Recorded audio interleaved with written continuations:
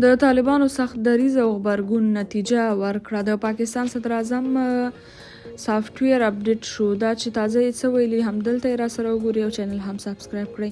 څو ورځې وړاندې د پاکستان موقت صدر اعظم انور الحق کاکړ چې د پاوس په یو ګوډاګی ګڼل کیږي ویل چې د افغان طالبانو حکومت مشروع حکومت نه دی او همداراز یې زیاته کړه چې قانوني افغان کډوال به هم له پاکستانه وشړي. طالب ویاند یې په غبرګون کې وویل چې د دوی حکومت قانوني او د ملت په خوښه دی. پاکستاني صدر اعظم لا هوښیار شوی نه دی او باید یو هوښیار کس د پاکستان مشر وي.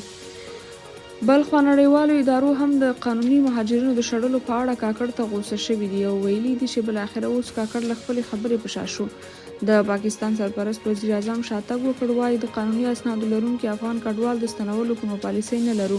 نوموړی وایي ما دا هم نه دی ویلي چې افغانستان کې مشروع حکومت نشته. یوازې دا مې ویلي که په رسمیت وپیژندل شي ډېرې ستونزې به ورسره حل شي. انور الحق کاکړ د جیو تلویزیون ته ویلي دي چې د پاکستان لپاره ټول افغانان یو شان اهمیت لري.